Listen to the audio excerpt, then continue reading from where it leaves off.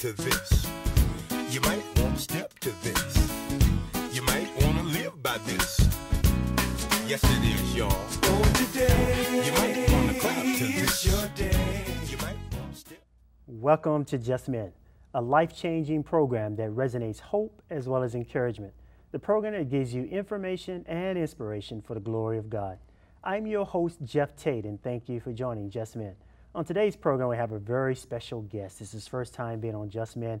I tell you, I've been waiting and excited about this man coming on and sharing his heart and sharing his inspiration. Please join for the first time, Ed Wisdom. Brother Wisdom, welcome to Just Men. Thank you. I appreciate you having me. Oh man, it's a tremendous blessing for you to be on our program. And I know we got a lot to talk about, but before we dive into the depth of your life, just share a little bit about who is Ed Wisdom. Ed Wisdom, a motivational speaker. I do that on the side. I'm in senior management at Vanderbilt University, management information systems, field that I followed in my dad's footsteps and getting into, and my son followed my footsteps in management information systems as he's majoring in that at Tennessee State University. I got into mentoring and motivational speaking and stuff because I wanted to reach the youth as well as reach men in trying to bridge that gap that has been missing in our communities. So one of the things that I've promoted is Luke 1:17, where it talked about acting in the power and spirit of Elijah to turn the hearts of men back to their children. So as I was mentoring and coaching the youth, I realized that for me to have a resounding impact on them, I needed to be able to reach the men in their lives, or even the men that are absent in their lives. So that's kind of where I got into the mentoring and motivational speaking. Wow, that's beautiful. Yeah. I know that behind the scene, and I want to kind of lay the foundation because it's a good start in terms of the mentoring and what you're doing is lay the foundation of your upbringing and what was modeled before you and how it put you on this path of inspiration. Talk a bit about that upbringing. Yeah, one of the things, my father, who's the rock in our family, was my inspiration and my motivation. He was a hero in my life. I never had to go outside of my household to find a hero or an idol, anybody else to look up to. He was the true definition of a man. And not only him, watching my grandfather, Ed Wisdom Sr., those gentlemen and other uncles and stuff really established the blueprint of the framework, foundation for me in the direction that I went in life. Unfortunately, 3 months ago, my father was murdered. And so I've had to move on the last 3 months with his spirit instilled upon me and continue on as I know he would have me continue on. So that's been a struggle for my family recently. But back to the foundation itself really was established not only with my father, but my mother, who was a good companion and partner to the things that my father was instilling in us. So it's what's really driven me for the last 42 years. Wow. What resonates, and when we start talking about your father, I want to kind of talk a little bit and go in depth in terms of your father and what he modeled. Right. But what seems to resonate most with you when you reflect back on your father and the legacy in terms of him? Right. You know, one of the things, and I hear a lot of people talking about, a lot of the conversation pieces or even when I talk to women, they talk about not having that man in their life to really talk to their kids or whatnot. But the things that I learned most from my father was not really what he said. He had some profound things to say, but I watched him. And as I watched him maneuver strategically and tactically through life on how he wanted to direct his family, I learned so much from him. When I was young, my parents, my mother, they called me Eddie. And at a young age, because they called my father Ed, I always told myself when I grow up, I want to be an Ed Wisdom. So when I turned 18 years old, I shedded Eddie and went to just Ed. And that was based on my grandmother would talk about other men, and men that she wasn't too fond of. She would always say, I said, grandmother, why do you say that about him? She said, all I can tell you is he's not an Ed Wisdom. And from hearing her say that, I kind of gathered that, okay, that's the blueprint of what a true man was. So I always told myself, I want to grow up and be an Ed Wisdom. and that's really what I've has been etched in my brain, and in the path that I've chose to go down. Even, like I said, even career-wise, and a lot of decisions I've made have been modeled after what I've seen my father do. Yeah. What has been, I mean, especially now as you reflect back on your life, what has been one of the most trying or test of your faith in that aspect, and how now it's even become an inspiration in terms of what you speak about? Yeah, the truest test was October 28th of 2011, when I got the phone call about my father. I was at the house. My son was sitting there with me at the dining room table, and we got a phone call to get over to my parents' house. When I got there, I saw him laying on the front porch, and I could tell that at that point he was dead when I got to him or whatnot. And at that point, it was tested. My faith was tested, but I never questioned it. I never lost faith. I never questioned why, like so many often do.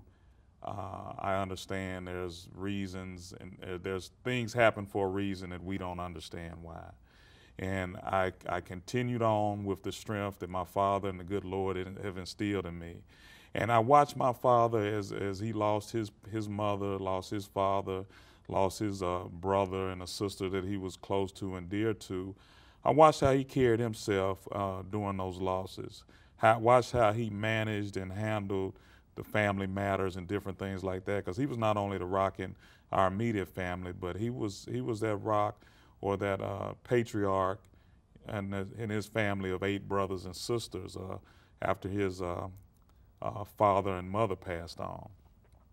So it definitely, I could feel the Lord's arms wrapped around me as and I can still feel them as I've maneuvered the last 2 or 3 months. And because of that resounding strength that I've been able to possess, I never questioned the faith. I knew that the Lord allows things to happen for certain reasons, and some of those reasons to make those left behind become stronger. And I think that it's definitely made me a stronger individual. Wow, that's powerful. I know, brother, we can learn a lot from you in terms of this sort of process that you're going through, this transformation. When you reflect back on this transformation and what's going on in you, and now you're becoming the pillar, and people looking at you, those who are weak. Help me, man, to understand, what is it, man? How are you able to do this? I mean, how are you able to do this in this trying time? I know we talk about I did it, but you know, what is the secret, man? What is it that helped you in that process? You know, the things that I hear, my subconscious talking to me, I can hear some profound messages that my father instilled in me, and that was endurance and perseverance and different things like that have driven me to continue on. Don't stop, don't slow down. A year ago, during the week of his birthday, I did my first motivational speaking engagement. It was a forum called The Rebirth of the Black Man. Now I've simply just dubbed it The Rebirth because it transcends race, the conversations that I want to have. And my father spoke with me in that forum. And now today I speak a lot about life, love, and legacy. But ironically enough, we talked about legacy in that forum while he was still around. So it was already calculating in my mind this legacy and how I wanted to continue. There's so many men absent in young men's lives. I wanted to, in that growth and empowerment forum, talk to these individuals. If I could convince a young man that, wow, if I try to instill this same type of character in my child, you mean to tell me that this child can grow up with these work ethics, these morals, these principles or whatnot? And that's what, there are so many. I know there's a lot of individuals who reach, impoverished individuals from the projects, and they have great stories in terms of the fact that they may have not had a male figure present in their life or whatnot, they can kind of relate to what these individuals have gone through. But the message I try to get through to them is, this is what I've gone through with a father present in my life. Mm-hmm. And if I can convince you, the father, to be in your child's life this way, then things perhaps are almost closely guaranteed to turning out the same way. Because I'm very proud of my upbringing and the firm ground that my feet have landed on from that upbringing. Yeah, wow, that's beautiful, man. I mean, Right. there's so much that I know we can expound upon, and Right.